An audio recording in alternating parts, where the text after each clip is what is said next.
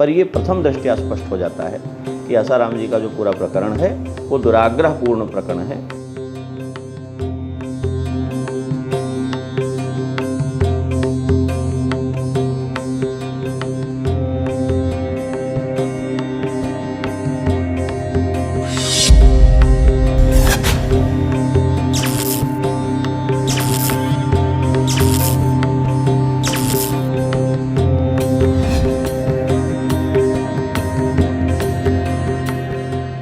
आसाराम बापू के विषय में जो प्रकरण है वो सबके सामने है कि वो दुराग्रहपूर्ण प्रकरण है।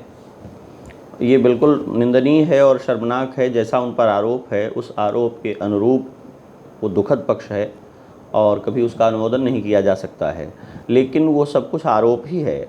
और उस दिशा में उनका जो व्यक्तित्व है, समाज के लिए जो उनका मूल्य था और जिस बड़े पैमाने पर इस देश में उन्होंने स्वास्थ्य के लिए, शिक्षा के लिए, संस्कार के लिए और अध्यात्म के लिए लंबे समय तक जिस तरह की यात्राएं की हैं उन्होंने, और जितना बड़ा देश और जितने बड़े नामचीन लोग जिस तरह उनके आगे शरणागत रहे हैं, उसके बाद अचानक एक छोटे से प्रकरण को आधार बना करके उन्हें जिस तरह निरुद्ध किया गया जेल में और जिस तरह निरुपाय कर दिया गया उनको और आरोप पर आरोप बढ़ते गए, वो सब दिखाता है कि उसके पीछे बहुत कुछ राजनीति, कूटनीति, लड़ाई काम कर रही है। तो जो षड्यंत्र है और हिंदुत्व का जो सबसे बड़ा संकट है वो उसके अपने ही अविश्वासी और कुंठित मन के लोगों से है।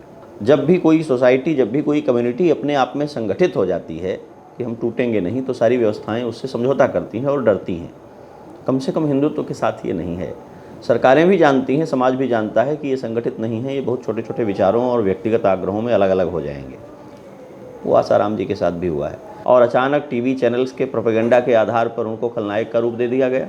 पर ये प्रथम दृष्टया स्पष्ट हो जाता है कि आसाराम जी का जो पूरा प्रकरण है वो दुराग्रहपूर्ण प्रकरण है, क्योंकि उनमें कोई सच्चाई नहीं होती। वो ज़्यादातर जो संदर्भ हैं वे कूट रचित होते हैं, द्वेषवश किए गए होते हैं। आरोप और उनको घेर देने की एक योजना है जिसमें वो लोग सफल हैं और कालगति है, समय चक्र है, उसमें बापू अपना पक्ष नहीं रख पा रहे हैं।